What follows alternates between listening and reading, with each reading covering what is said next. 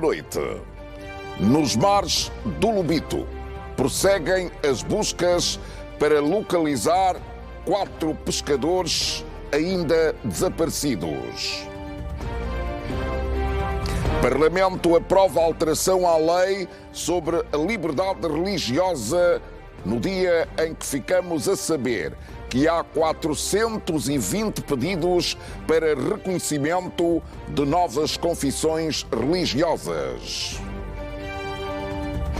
Vem aí a primeira peregrinação a pé até ao Santuário de Nossa Senhora da Mochima. E na Colômbia, o desafio agora é a entrega dos corpos aos familiares das vítimas do terremoto. E numa operação contra o narcotráfico, uma grande surpresa. Os traficantes embalaram os pacotes de cocaína com imagens do astro do futebol mundial, Erling Haaland. Hoje é quinta-feira, 13 de agosto. Está a começar o Telejornal.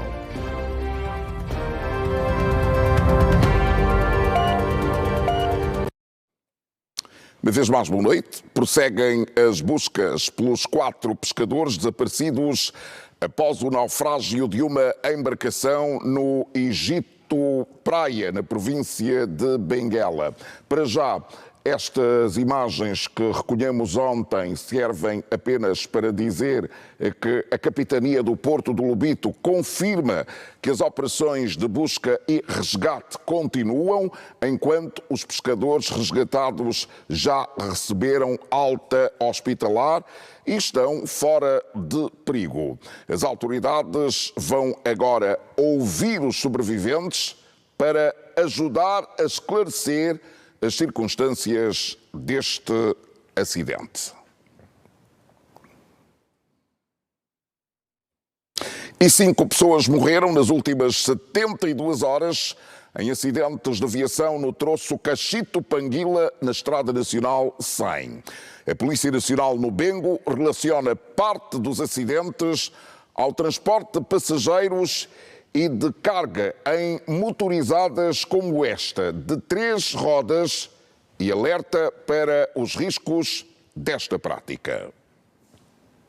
O excesso de passageiros e de carga associado ao incumprimento das regras de trânsito pode comprometer a estabilidade da motorizada e aumentar o risco de acidentes. Segundo a polícia, só nas últimas 72 horas foram registrados 5 mortos em 5 acidentes de viação, 2 das quais resultantes de colisão entre motociclos. O envolvimento dos mototaxistas ao nível dos acidentes é o número mais elevado. Estamos a falar de 38 casos de acidente envolvendo motociclista contra veículo, e entre motos entre si estamos a falar de 16 colisões de motociclistas, e essas 16 colisões resultaram em mortes. Apesar dos riscos, o transporte em motorizadas de 3 rodas tornou-se uma importante alternativa de mobilidade para as populações e uma fonte de rendimento para muitos cidadãos. É uma moto que está me ajudando nas lavras. Se for um bom dia, 30 mil e 25.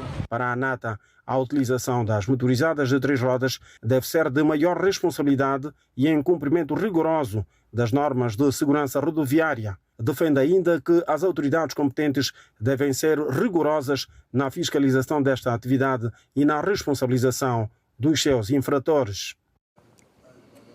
Já são conhecidas as 3 empresas finalistas do concurso público internacional para a gestão do corredor do Namibe. O processo entra agora na fase que inclui a análise dos documentos apresentados pelos concorrentes e a avaliação das propostas técnicas e financeiras. As propostas chegaram empacotadas e seladas, abertas perante a imprensa e convidados. A Africa Finance Corporation, o consórcio Transconene e a Copia Group of Companies são as empresas apuradas para a próxima fase da avaliação. Seguir-se-á uma fase de análise dos documentos apresentados pelas entidades. Estamos a falar dos documentos de habilitação, a análise da proposta técnica e também da proposta financeira. Depois irá seguir uma fase de admissão ou não admissão dos concorrentes propriamente dito. Envolvida então esta fase, na eventualidade de todas as propostas serem admitidas, então vai seguir uma fase que é a fase de análise das propostas. Depois vamos passar então as entidades que classificarem-se nos 2 primeiros lugares irão passar para uma fase que é a fase da negociação das propostas. Após esta fase, segue a assinatura de contrato com a empresa vencedora de concurso para a concessão do corredor do Namibe. Porque são processos, muitas das vezes, extremamente longos.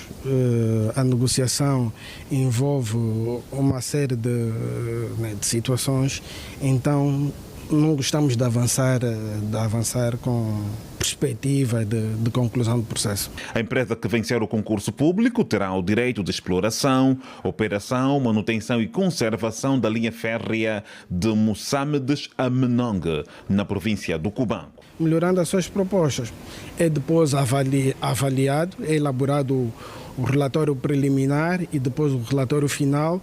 E neste relatório final ficará definido então quem é a entidade que será adjudicado o contrato de concessão.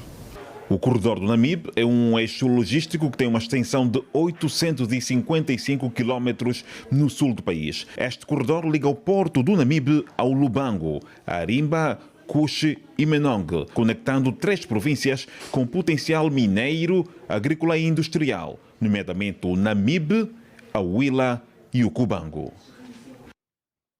Angola e o Brasil querem ampliar a cooperação empresarial com prioridade para os setores do agronegócio e da mineração. O anúncio foi feito hoje pelo presidente do Grupo LID, João Dória, depois de uma audiência no Palácio Presidencial. Segundo Dória, o encontro permitiu avançar uma agenda económica bilateral voltada à aproximação de investidores dos 2 países sem interferir nos canais diplomáticos oficiais já existentes entre Luanda e Brasília. Isidro Sanhanga. A audiência do Presidente da República, João Lourenço, foi concedida a uma delegação do LID, Grupo de Líderes Empresariais, uma organização brasileira privada, considerada a maior e a mais influente organização de líderes empresariais da América Latina, que reúne mais de 2.000 empresas e 4.000 líderes em todo o mundo. Durante o encontro, a delegação ouviu do chefe de Estado a reafirmação de que Angola tem disponibilidade, vontade e interesse em viabilizar parcerias e investimentos, sobretudo no desenvolvimento do agronegócio, com vantagens para os empreendedores que se decidirem a apostar no mercado angolano. Falamos sobre as oportunidades, especialmente que o agronegócio do Brasil pode ter com o agronegócio de Angola, e também estabelecemos uma plataforma para acelerar essa relação econômica do privado com o privado e, obviamente, com o apoio do governo angolano e também do governo brasileiro. E o fato novo, e com autorização do presidente, nós fizemos um convite ao presidente para estar em São Paulo no dia 26 de setembro próximo, e o presidente aceitou. O presidente João Lourenço estará em São Paulo no dia 26 de setembro, onde ele será não apenas homenageado, como também participará de um almoço com empresários e empresárias brasileiros de diferentes setores da economia, mas notadamente do agro, com o objetivo de apresentar a Angola a esses empresários brasileiros.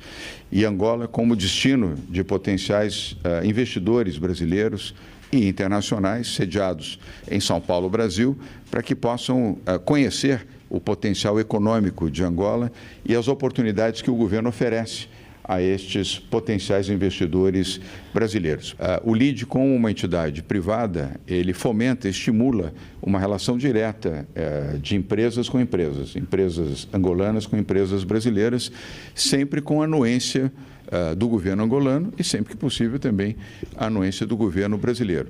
Então, é uma agenda muito focada no agro, mais especialmente na possibilidade de investimentos de empresas do agronegócio brasileiro aqui, particularmente na área de proteína animal, onde o Brasil é líder mundial e tem as duas maiores empresas do mundo, são empresas brasileiras que atuam em carne de vaca, suína, carne suína e frangos, são empresas brasileiras. A terceira maior empresa também do mundo em produção de carne de frango também é brasileira. Então, essa perspectiva, prioritariamente, será parte desta agenda que o presidente João Lourenço cumprirá em São Paulo. O LIDE quer estimular principalmente os investimentos do agronegócio, mas também na área mineral. A delegação recebida pelo Presidente da República, João Lourenço, faz parte de uma missão que está na capital angolana, no âmbito do Fórum Empresarial do Agronegócio Angola-Brasil. O agronegócio em Angola é visto como um pilar estratégico para a diversificação da economia. Em maio de 2025, o Presidente da República, João Lourenço, efetuou uma visita de Estado ao Brasil e, nessa altura, foram feitas abordagens sobre as vantagens de se investir em Angola, sobretudo na agricultura e na pecuária. Objetivamente, Angola tem imensas terras aráveis e condições climatéricas excepcionais, e o Brasil tem tecnologia e o saber fazer, o que guindou o país lusófono da América do Sul como o quarto maior produtor mundial de alimentos. Em última análise, a cooperação entre Angola e o Brasil no agronegócio encerra o potencial de vantagens recíprocas.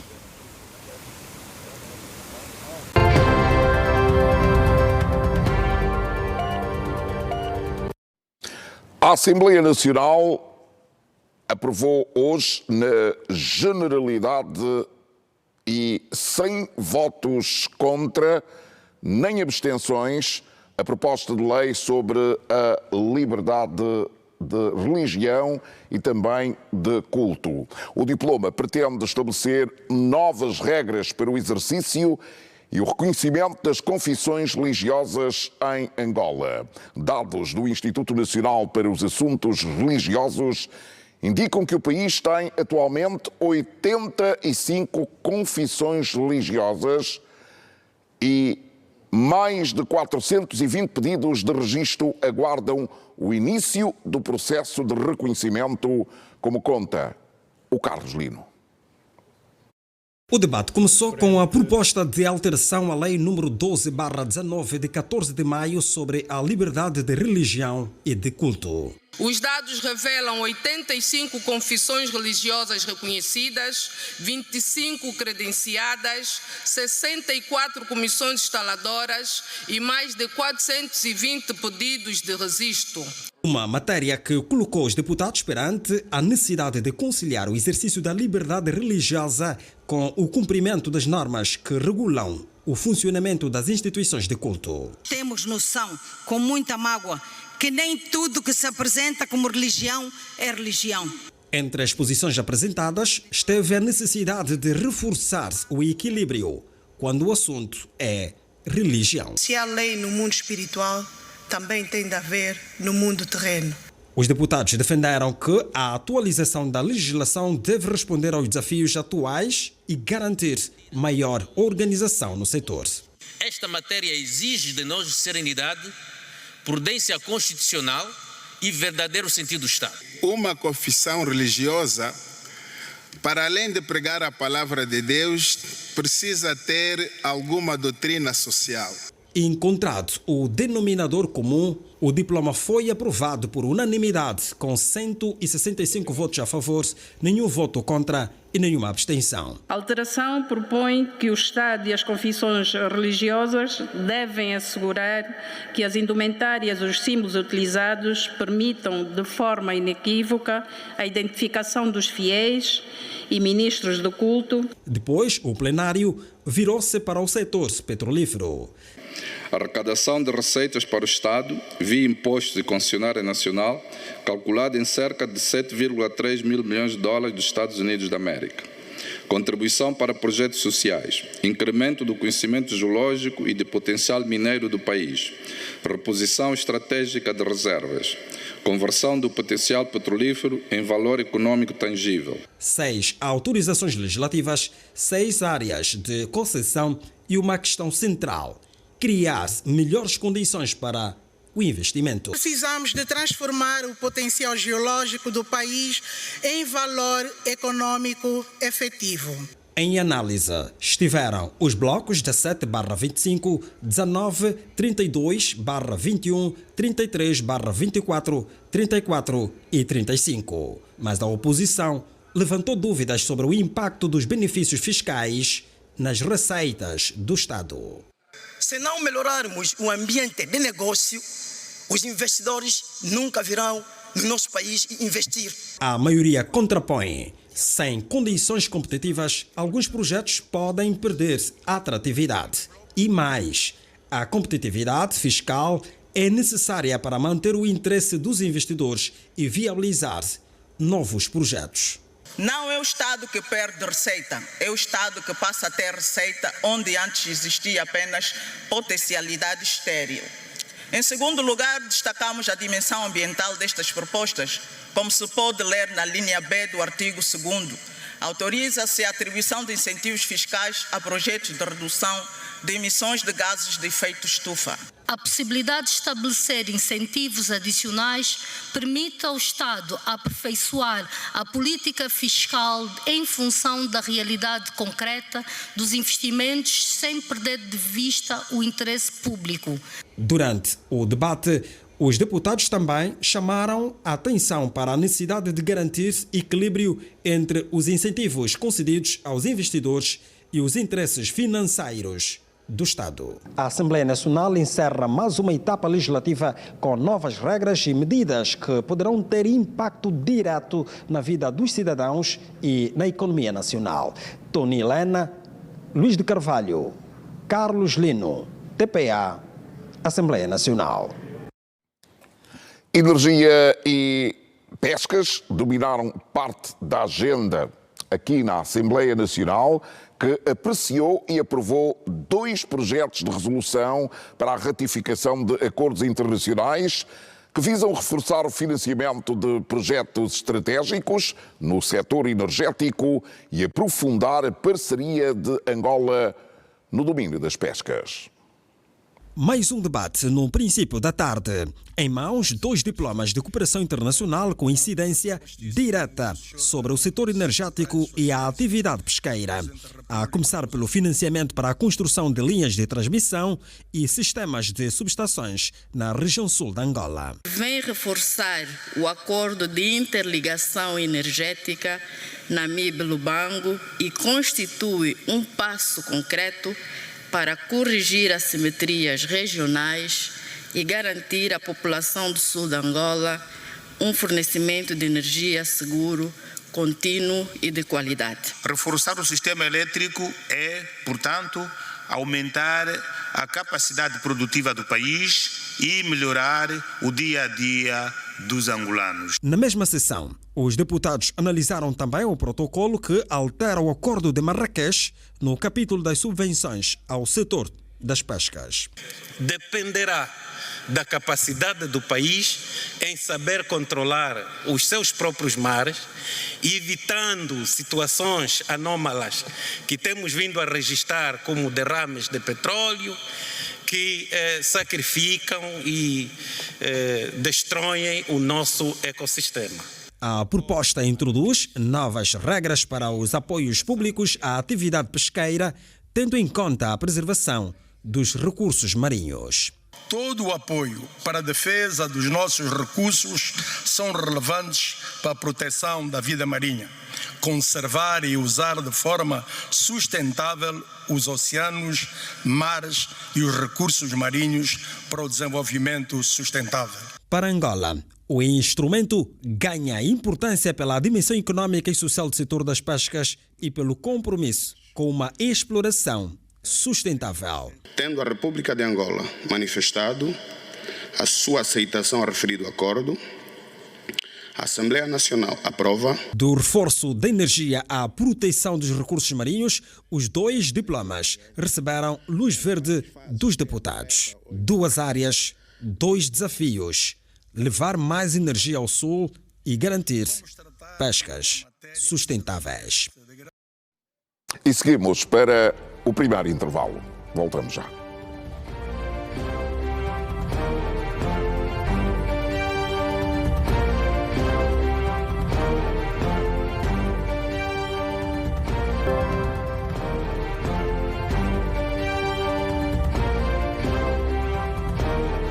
E agora uma informação de última hora que dá conta de que o Serviço de Investigação Criminal, na sequência do trabalho realizado pelo Laboratório Central de Criminalística, foi possível identificar as 19 vítimas mortais do acidente de viação do SUMB, na província do Kwanza Sul, mediante exames de ADN. Após o complexo tratamento das amostras carbonizadas, procedeu-se à identificação individual de cada uma das vítimas mediante a comparação de perfis obtidos de amostras biológicas dos familiares com os perfis genéticos obtidos das amostras das vítimas, tendo-se determinado que 9 são do sexo feminino e 10 do sexo masculino. Patrício, nomeadamente Patrício Guilherme, Dionisa Nassapalo Simão, Paulina Cláudia Alexandre Correia, Télcia Luzia dos Santos Iculo, Márcia Renata Lubamba da Costa, Eduardo Zidane Mendes, Agostinho dos Santos Paulino, Vânia Manuel Mendes, Júlia Selmira de Oliveira Martelo Viana, Bartolomeu David Campo, Nicolau Júlio Paulo, Celestino Adriel Martel Viana, João Paulino, Sebastião Vumbi, Dionísia Nunda Cambambi, Emília Manuel Tutunguila, Julieta Domingos Maneco e Adriana Jambela. De recordar que a 19ª vítima é um bebê do sexo masculino, cujo nome não foi até ao momento revelado pelos familiares. O mesmo pareceu carbonizado nos braços do progenitor. Refira-se que os competentes relatórios forenses já se encontram junto do SIC em Benguela para aguardar pelas famílias para a respectiva entrega. O sepultamento deverá ser decidido pelas famílias de cada vítima em coordenação com as autoridades competentes. O SIC endereça às famílias enlutadas os seus mais profundos sentimentos de pesar.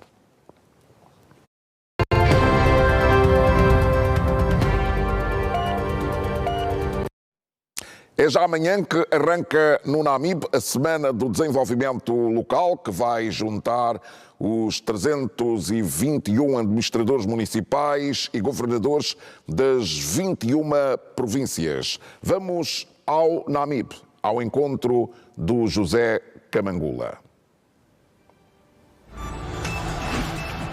Camangula, muito boa noite. Vamos rapidamente saber como é que está esta máquina organizativa e dar detalhes daquilo que se espera que venha a ser este encontro.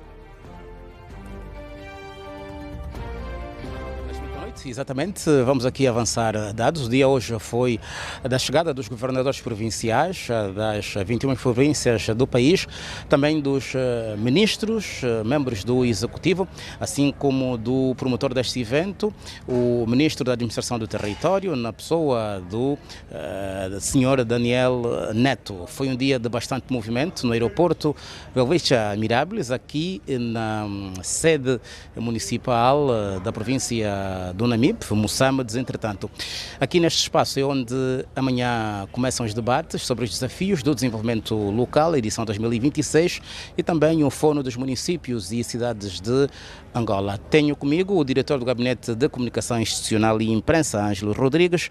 Muito boa noite, para já tudo a postos. Entretanto, olhamos rapidamente para a agenda de amanhã e depois. Bem, boa noite a todos que nos acompanham neste momento.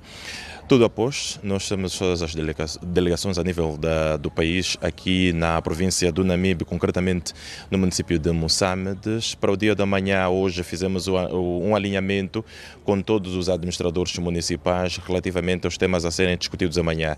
O evento tem lugar a partir das 8 horas e os temas com maior preocupação, vamos olhar naquilo que tem a ver com a descentralização administrativa. Uma outra preocupação é a vandalização de bens públicos, públicos, onde os administradores municipais de todo o país vão trazer sugestões, vão trazer aquilo que tem a ver com estratégias para então controlarmos e, de certa maneira, reduzirmos estes índices que vão preocupar a todos nós. Para o dia de manhã, ainda no período da tarde, já de forma extensiva, os administradores vão discutir e olhar naquilo que são então o progresso dos municípios, porque o que o MAT quer é que os municípios continuem a desenvolver e os administradores continuem a responder àquilo que são as expectativas dos munícipes, porque têm realizado alguns encontros que nós tratamos como comissões de moradores, encontros de auscultação, e lhes são apresentadas várias questões e eles têm aqui a grande oportunidade, já diante de ministros, diante de outros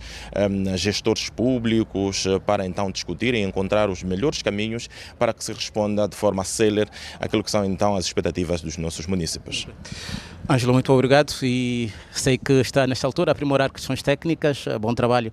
Ernesto, estão aqui os 326 administradores municipais, os 21 governadores provinciais, alguns membros do Executivo que vão poder responder aqui a algumas questões. Hoje mesmo aconteceu um pré-fórum de municípios e cidades de Angola, e no sábado o dia será dedicado para visitas temáticas com os participantes a este evento, no número superior a 500, divididos em vários grupos. Vão então visitar objetivos sociais e económicos aqui da província do Namibe.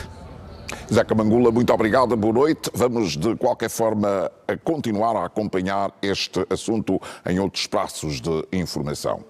E a Arquidiocese de Luanda realiza nos dias 4 e 5 de setembro a primeira peregrinação a pé ao Santuário da Mochima, com o lema Maria a caminhar na fé, chegar na esperança.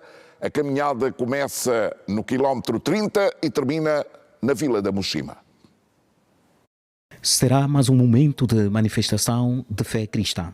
Na sua introdução, o arcebispo metropolita fez uma incursão da história que remonta às peregrinações a pé realizadas pela Igreja desde os tempos remotos. Nós temos relatos de deslocações a Mochima, já referindo-se ao segundo quartel do século XVII. A caminhada será uma forma de expressar o sacrifício a Deus e a própria vida. Nós, se formos para Catete, vemos as pessoas que estão saindo a pé.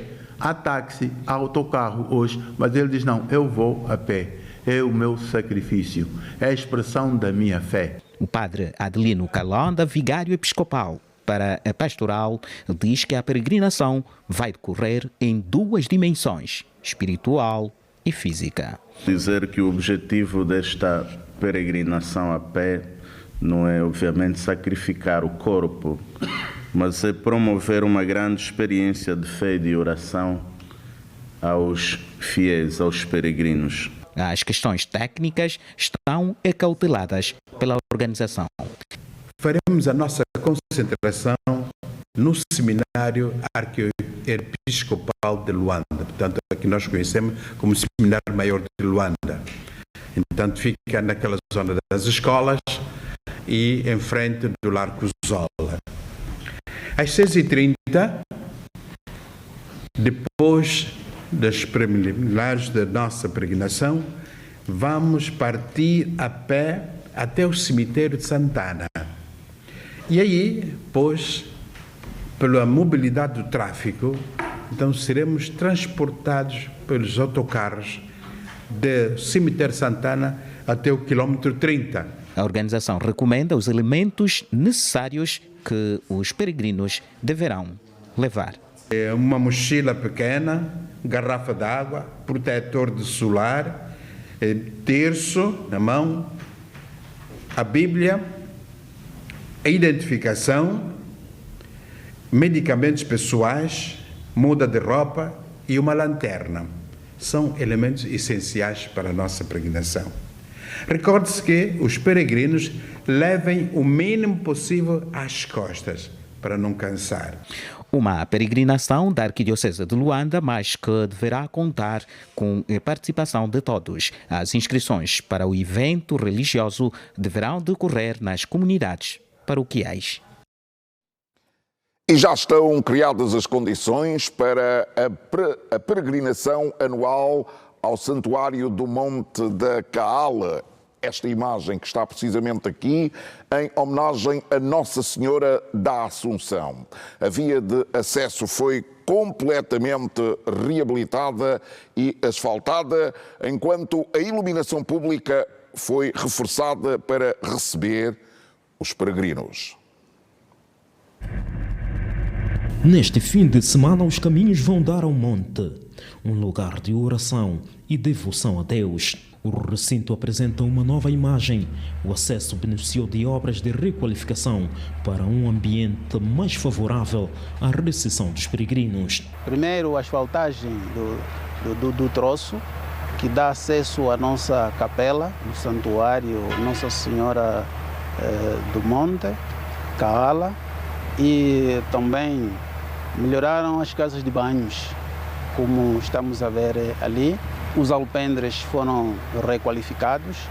Em suma, digo que o próprio santuário foi mesmo requalificado este ano e graças à mão do governo.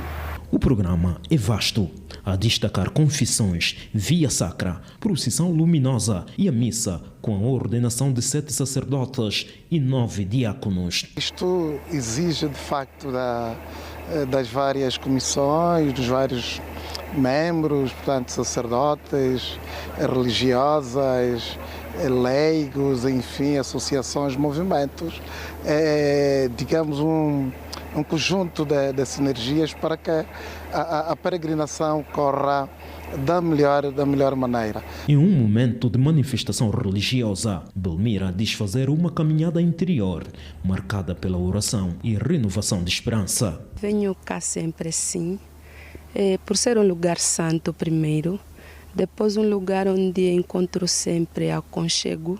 É sempre bom estar aqui, a proteção da mãe. Famílias e grupos de peregrinos já começaram a instalar-se. Os campos para receber os fiéis estão a ser montados pelos movimentos juvenis da Igreja Católica. Nesse momento estamos aqui a preparar a peregrinação, que é um meio de convivência espiritual. Nós chegamos aqui como equipa de avanço, nesse caso, para fazer a montagem do campo, para que outros escuteiros, assim que eles chegarem, encontram o campo bem organizado. Durante 3 dias de peregrinação mariana, o santuário transforma-se num espaço onde a fé encontra a cultura e a devoção abraça o convívio e o turismo religioso. Para a peregrinação anual edição 2026, o Santuário do Monte, dedicado a Nossa Senhora de Assunção, prevê receber mais de 50 mil fiéis de todo o país. Bernardo Mambaia, Gastão Chicuma, Teresa Pedro, Teresa César, Júlio Eliseu e Gilo Passa, TPA, no município da Kaala, Huambo. O Instituto Nacional para os Assuntos Religiosos defende maior compromisso das igrejas na promoção da paz, da harmonia e da moralização da sociedade. A instituição considera que as confissões religiosas podem desempenhar um papel mais ativo na promoção de valores e convivência social. Num país marcado pela diversidade de confissões religiosas, o Instituto Nacional para os Assuntos Religiosos entende que as igrejas devem estar cada vez mais próximas das comunidades e assumir o seu papel na construção de uma sociedade assente na paz, no respeito e na solidariedade. A fé deve ser instrumento de paz. A religião deve aproximar as pessoas, fortalecer as famílias, promover a solidariedade, educar para o respeito e contribuir para a construção de comunidades mais justas, mais ordeiras e mais fraternais. É neste contexto que decorre na Lunda Sul a 23ª sessão ordinária do Conselho Nacional da Igreja Quimbanguista. Um encontro que durante 3 dias coloca em discussão os principais desafios da congregação.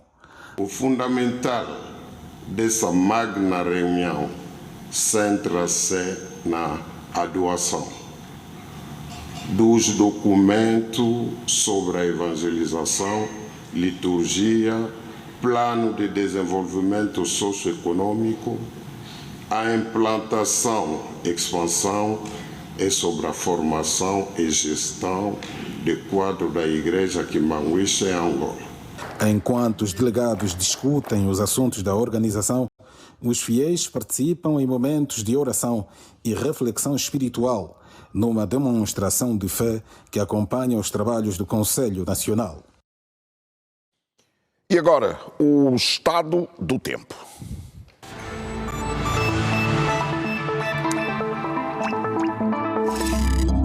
Dalila, boa noite. Boa noite, Ernesto. 2 dias para o fim da época do cacimbo. Do cacimbo. Certo. E parece que há notícias que em algumas partes já começou a chover, não é? Exatamente, tal como ontem tínhamos a previsão de 2 cidades com chuva, hoje temos a previsão de uma, e o Instituto Nacional de Meteorologia, o INAMET, fez sair hoje um comunicado a anunciar que a partir do dia 15 de agosto começa a estação das chuvas, e anuncia também que em setembro fará sair o relatório sazonal em relação às condições climatéricas. Mas vamos então? Vamos ao mapa. Vamos ver a previsão para as próximas horas, fornecidas pela INAMET. Começamos como sempre vamos olhar já agora como é que vai estar a umidade relativa do ar. Noroeste continua com a umidade relativa do ar mais alta, com dados que vão de 70% a 100%, o restante do país com a percentagem de 50% a 70%. Vamos olhar para a primeira região, atenção para o Ije, com previsão de chuva fraca, Luanda, Dundo e Saurimo com céu parcialmente nublado, as restantes cidades com previsão de nevoeiro ou neblina matinal. A cidade do Dundo com 32 graus é a cidade com a temperatura máxima mais alta do nosso país para as próximas horas. Olhamos agora para a segunda região, centro e parte do leste, Benguela com previsão de neblina matinal, Huambo, Cuito, Luena e também Kazumbo com céu parcialmente nublado. Já no sul de Angola, tal como ontem, a cidade de Moçambique também com previsão de neblina matinal, Lubango e Ondiva com céu limpo, Menongue e Mavinga com céu parcialmente nublado, e a cidade de Menongue com 10 graus tem a temperatura mínima mais baixa do nosso país para as próximas horas. Estamos a olhar agora para o tempo em Luanda. No momento a temperatura é de 21 graus. Já amanhã a previsão é de céu parcialmente nublado. As máximas, Ernesto, uma ligeira subida amanhã para os 26 graus. Sábado volta a descer para os 24 e domingo 25 graus. Dalila, muito obrigado. Apenas recordar aos nossos telespectadores que há previsão de chuva. Pode chover no Ije amanhã e, por isso, tomem todas as precauções. Com certeza. Dalila, boa noite. Até amanhã. Cá estaremos amanhã novamente. E seguimos para o intervalo. Quando regressarmos, vamos ver a ousadia destes traficantes. Empacotaram a droga e em cima colocaram o selo de um dos astros do futebol mundial, Erling Haaland. É para quando regressarmos. Até já.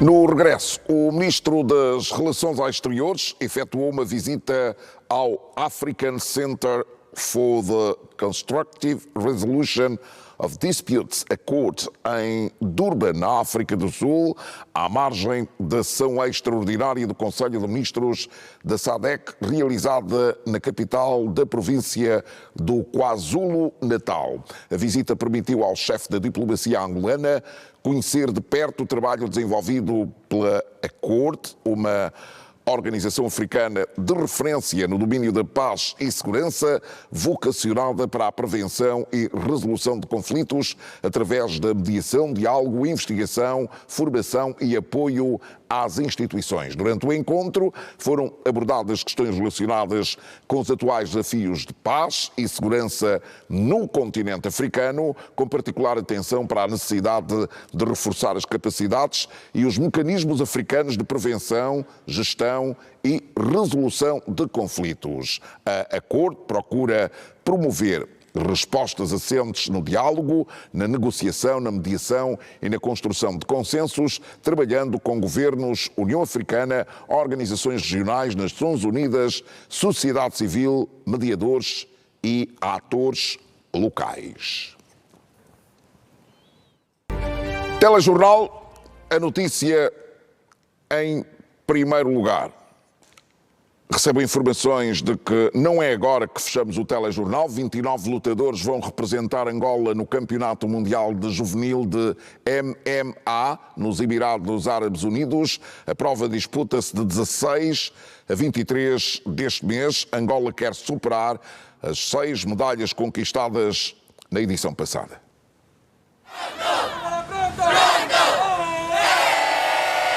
É com esta energia de vencedor que a seleção de MMA pretende chegar ao Campeonato do Mundo da modalidade que se disputa de 16 a 23 deste mês nos Emirados Árabes Unidos. Nesta quinta-feira aconteceu a cerimónia de entrega da bandeira, onde Clementina Assis, responsável do Departamento para os Desportos Federados da Direção Nacional dos Desportos, em representação do Ministro da Juventude e Desportos, Rui Falcão, pediu aos lutadores que levassem na bagagem a ambição de vencer. Mas, sobretudo, o compromisso de honrar a pátria, respeitar os adversários e dignificar o desporto angolano.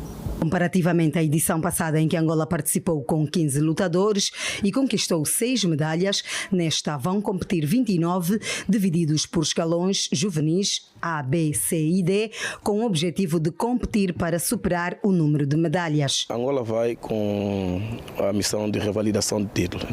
É a primeira vez que um país africano vai com o estatuto de campeão do mundo.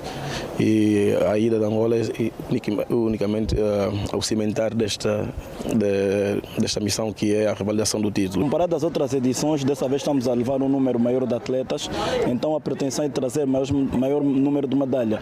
Após a preparação que durou cerca de 3 meses, o conjunto orientado por Oscar Assis almeja subir ao pódio. Eu estou com as expectativas altas, temos muitos bons atletas, todo mundo tem treinado, todo mundo está dedicado, esforçado e acredito que todo mundo vai conseguir dar o seu melhor lá dentro. O meu objetivo para esse campeonato é, com certeza, revalidar o meu título de campeão mundial e se tornar bicampeão mundial. Dos 29 lutadores que vão evoluir no Mundial, 18 são estreantes. Para conquistar a medalha de ouro é sonho de todo mundo.